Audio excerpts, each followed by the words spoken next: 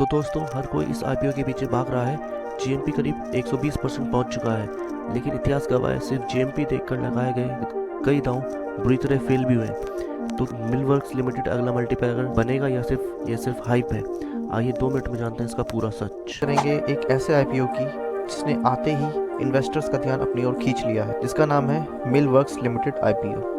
लेकिन सवाल ये है, क्या इसमें पैसा लगाना समझदारी होगी या सिर्फ हाइप देखकर निवेश करना गलती साबित हो सकता है? आइए इसे आसान भाषा में समझते हैं। सबसे पहले बात करते हैं मिलवर्क्स लिमिटेड करती क्या है। ये कंपनी मुख्य रूप से मॉड्यूलर फर्नीचर, इंटीरियर आउटफिट और कस्टम वुडवर्क सॉल्यूशन का काम करती है। अगर आपने किसी बड़े ऑफिस, होटल या शोरूम या कमर्शियल बिल्डिंग में शानदार इंटीरियर देखा है, तो हो सकता है कि आपने ऐसी कंपनियों का ने वहाँ पे काम किया हो। कंपनी डिजाइन से लेकर मैन्युफैक्चरिंग और इंस्टॉलेशन तक पूरी सर्विस देती है। अब बात करते हैं आईपीओ की अहम डिटेल्स की। मिलवर्क्स टेक्नोलॉजी का एसएमई आईपीओ 14 जुलाई 2026 से इन्वेस्टर्स के लिए ओपन है और इसे आवेदन करने की आखिरी डेट है 16 जुलाई 2026। इस आईपीओ का कुल साइज 160 करोड़ है और जिसमें 146 करोड़ का फ्रेश इशू शामिल है। कंपनी ने अपने शेयर का फेस वैल्यू 10 रुपये रखा है, जबकि प्राइस बैंड 315 से 331 रुपये पर शेयर तय किया गया है। रिटेल इन्वेस्टर है तो आपको कम से कम 2 लॉट के लिए आवेदन करना होगा। एक लॉट में 400 शेयर है, यानी कि मिनिमम आपको 800 शेयर खरीदने होंगे। इस हिसाब से आपको लगभग 2,64,800 का निवेश करना होगा। अगर सब कुछ तय समय के अनुसार रहा तो कंपनी के शेयर की लिस्टिंग 21 जुलाई 2026 तक हो सकती है।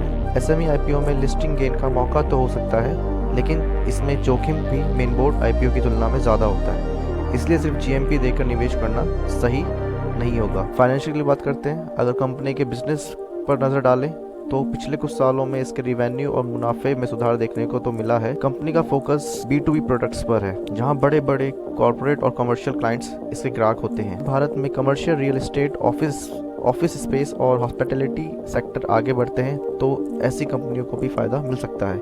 इसके अलावा आईपीओ से जुटाई गई राशि का उपयोग कंपनी अपने बिजनेस को और मजबूत करने के लिए करना चाहती है। लेकिन हर निवेश के साथ कुछ जोखिम भी होते हैं। कंपनी का बिजनेस प्रोजेक्ट आधारित है, इसलिए नए ऑर्डर लगातार मिलना जरूरी है। कच्चे माल की कीमतों में बढ़ोतरी या रियल एस्टेट सेक्टर में मंदी इसके मुनाफे पर असर डाल सकती है।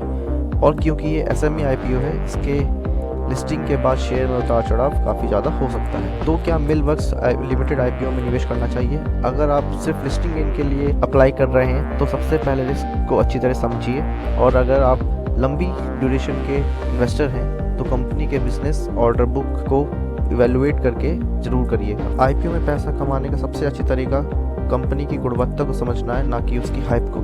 अगर आपको ऐसे ही आसान और भरोसेमंद आईपीओ का विश्लेषण पसंद है तो वीडियो को लाइक करें और चैनल को सब्सक्राइब करना मत भूलें।